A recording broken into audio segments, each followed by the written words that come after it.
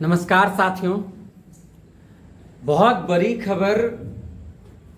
बिहार के स्वास्थ्य विभाग बीटीएससी 10,709 पदों पर जो बहाली थी उसमें सिंगल बेंच के आदेश को बरकरार रख दिया गया है और जो बीटीएससी में क्वालिफाइड लोग थे बीटीएससी एग्जाम में उन लोगों के रिट याचिका को अपील को रद्द कर दिया गया है।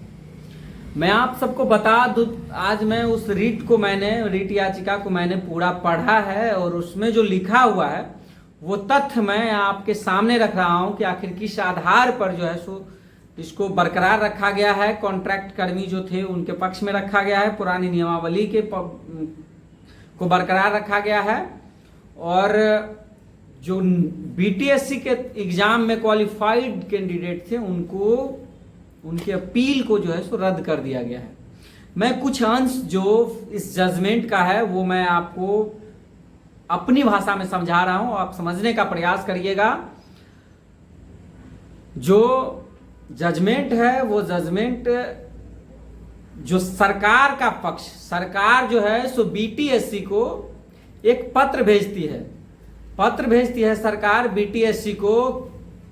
यह अप्रैल की बात है 23 में, अब 23 के अप्रैल में एक पत्र भेजती है बीटीएससी को कि अब हम बिहार में जो कोई भी पद रहेगा उसके लिए हम रिटेन एग्जाम लेंगे, मार्क्स बेसिस पर हम नौकरी नहीं देंगे।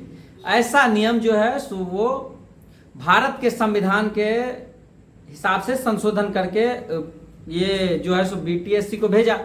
उसके बाद जो बीटीएससी जो है सो बीटीएससी जब उसके बाद जो है सो 23 नियम का एक कॉपी मांगा कि आखिर किस नियम के बेस पे ऐसा करेंगे, तब जो है सो बिहार सरकार भारत के संविधान के अनुच्छेद 309 के तहत 2023 में एक विशिष्ट नियम बनाया और वो नियम बनाया यानी कि बीटीएससी को वो 23 वाली रूल दी जिसमें वो एग्जाम शामिल किया हुआ था और उसको हाई कोर्ट के चीफ जस्टिस ने कहा कि उस रूल को हम नहीं थोप सकते हैं। ये बहाली 2018 के बेसिस पर आई थी और उसी बेसिस पर इसको पूरा करना होगा।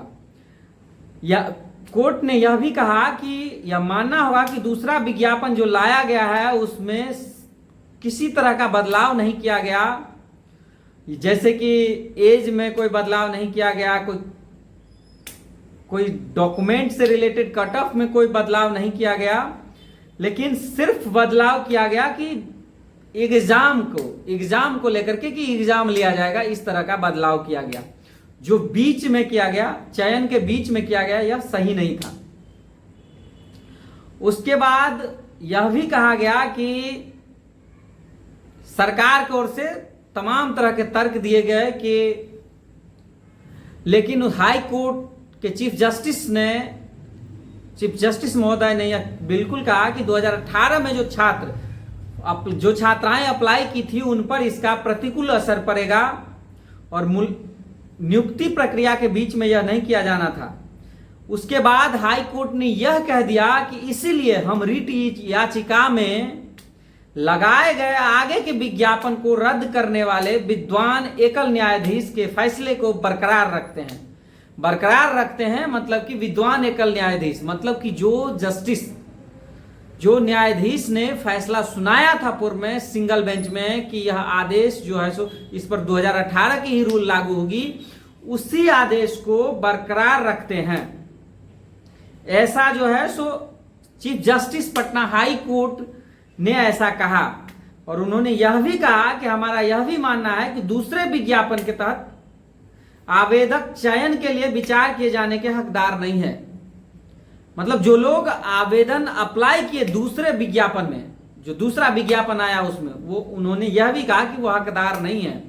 दूसरे विज्ञापन के तहत आवेदक चयन के लिए विचार किए जाने के हकदार नहीं है। उसके बाद उनका यह भी एक फाइनल पॉइंट जो है उन्होंने चीफ जस्टिस जो ने कहा है कि वर्तमान में किया गया संशोधन निश्चित रूप से नियम के बीच में बदलाव है क्योंकि आवेदन के लिए मानदंड बिल्कुल नहीं बदले गए थे। मानदंड बिल्कुल नहीं बदला गया। राज्य और दूसरी अधिसूचना के तहत आवेदन करने वाले, राज्य सरकार के दूसरे अधिसूचना के तहत आवेदन करने वालों की रिट अपील खारिज की जाती है। यह फैसला है जो हम आपको अपने भाषा में समझा रहे हैं, खारिज की जाती है। हम मौजूदा रिक्तियों में नियमित नियुक्ति के लिए विद्वान महाधिवक्ता, जो सरकार के ओर से महाधिवक्ता थे, विद्वान महाधिवक्ता द्वारा उठाए गए औचित्य को पूरी तरह से समझते हैं, जिससे राज्य के भीतर स्वास्थ्य देखभाल में भी वृद्धि होगी, चाहे वह पहले विज्ञापन के तहत मेरिट हो या नए विज्ञापन के तहत। चयन एक मेरिट सूची जारी करने और उसके आधार पर नियुक्ति करने की दहलीज पर है। ऐसे में राज्य सरकार वर्ष 2022 के पूर्व विज्ञापन के अनुसार चयन को अंतिम रूप देने और नियुक्ति करने के लिए बाध्य होगा।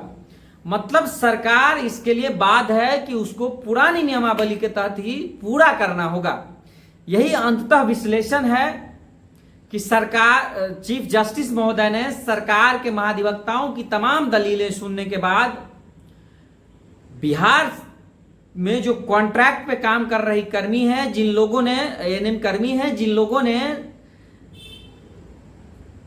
रिट याचिका दायर की थी कि 2018 की नियमावली के आधार पर बहाली आई है तो उसी नियमावली के आधार पर पूरी की जानी चाहिए।